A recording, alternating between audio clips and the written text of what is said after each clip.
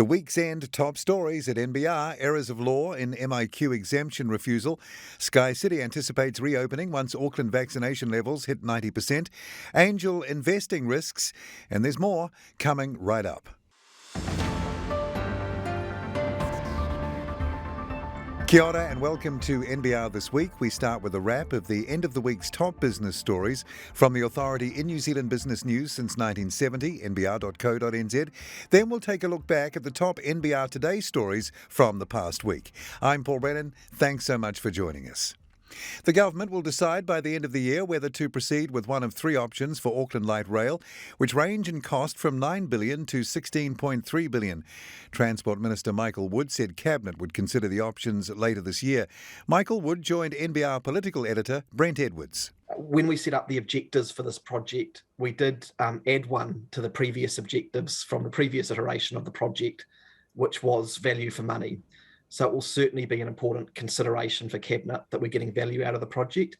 That, of course, has two parts. One is the investment that you make, and one is the benefits that you get for the investment. Transport Minister Michael Woods with Brent Edwards there. NZX-listed casino operator Sky City wasn't able to provide guidance to shareholders at its annual meeting Friday afternoon, but anticipates reopening once Auckland vaccination levels hit 90%, expected to be in November or December. Once open, Sky City venues will only allow entry to those who have been double COVID vaccinated. Chief Executive Michael Ahern said the company's first half earnings had been materially affected by COVID-19 lockdowns. The Auckland casino has now been closed for 72 days, with an estimated $1 million in lost earnings daily. A property developer and former NBR Rich lister has been banned from being a company director for 4 years because of his risk to the public. Gregory Martin Oliver was prohibited by the Deputy Registrar of Companies from being a director or promoter or taking any part in the management of any company until October 2025. He was facing a ban of up to 10 years.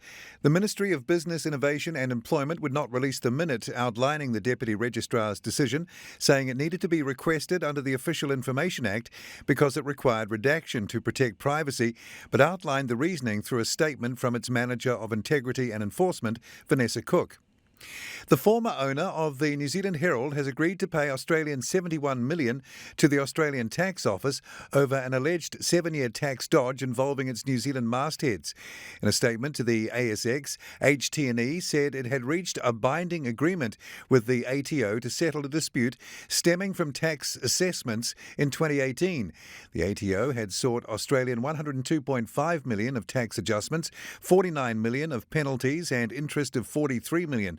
Its claims related to the licensing of New Zealand mastheads by HT&E subsidiary Wilson & Horton Finance Pty Limited, New Zealand branch, to APN New Zealand Limited. There are a few risks involved in angel investing. Companies often are lost to regions as they move to be closer to angel funders in the likes of Auckland, Christchurch and Wellington.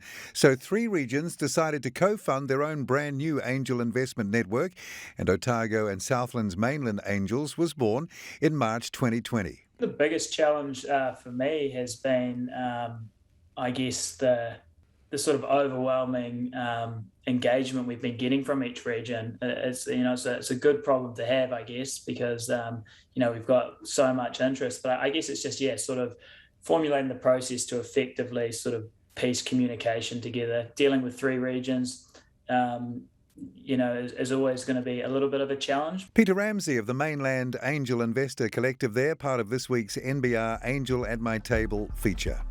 Those are our top stories as we head into the weekend, the full versions of which, along with all our breaking news, columns and opinion, are at nbr.co.nz right now. You're watching NBR This Week, a brief look back now at the week's top business stories from our daily business video news bulletin, NBR Today, on Tuesday, solving grocery supplier retailer issues. A grocery industry ombudsman similar to that implemented in the United Kingdom is the preferred dispute resolution model for submitters to the Commerce Commission's Grocery Market Study Conference this morning, Tuesday. The Commission published a draft report in July this year, which found that competition in the sector is not working well for consumers and is continuing to consult on the issue before submitting a final report to the government next March. A constant theme of the ongoing debate has been grocery suppliers' concerns that they will face repercussions sanctions, for instance their products falling out of favour with supermarket purchasers, if they speak out publicly about unbecoming conduct on the part of the retailers, said Nick Holdenjerk of retail consultancy Hex's Quadrant. It's NBR This Week, the week's top stories from our daily video business news bulletin, NBR Today. From Wednesday, Three Waters forges ahead. In spite of strong opposition from local councils, the government is forging ahead with its plan to create 4 publicly owned water entities to take control of the country's Three Waters infrastructure.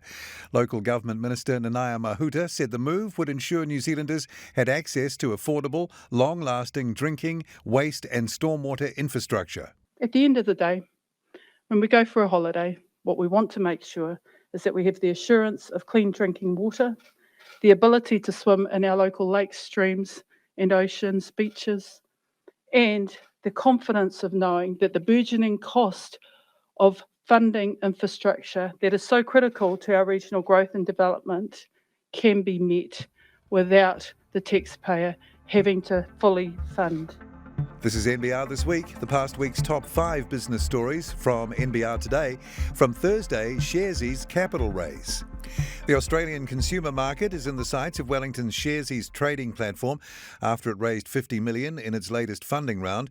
The issue, at $150.36 a share, values the company at $489 million, nearly double its value a year ago and more than stock exchange NZX, which has a market capitalisation of $480 million.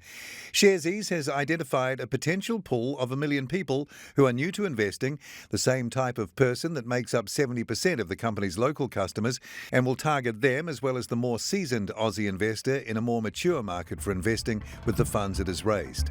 This is NBR This Week. Now we're up to Friday's top story. There were errors of law and failures to consider relevant factors in MBIE's refusal to approve Murray Bolton's application for an MIQ exemption, the High Court has ruled, after Thursday ordering the Ministry of Business, Innovation and Employment to reconsider the application. Justice Geoffrey Venning Friday published his reasons for the decision. In his ruling, he said the main issue involved the correct interpretation of Clause 12. It is awkwardly drafted, he said. Its second paragraph allowed for a medical officer of health for any reason to decide someone could isolate somewhere other than MIQ. However, its third paragraph said the medical officer need not make such a decision if the chief executive of MB or a delegate decides the person does not have any particular physical or other needs requiring alternative isolation. This clause was merely a filter rather than a gate an applicant must pass, said the judge. You've been watching our review of the week's top 5 NBR Today stories. You can find the full versions of those stories and more, along with all our daily breaking business news, columns and opinion at nbr.co.nz right now. Saturday at NBR, in Fact or Fiction, Brent Edwards and Grant Walker debate the week in politics, while Neville Gibson's weekly Carry On Aviation travel column resumes Saturday despite New Zealand's border restrictions. I'm Paul Brennan. Thanks for watching NBR This Week. Have a great weekend. I look forward to being with you again from Monday for another NBR Today.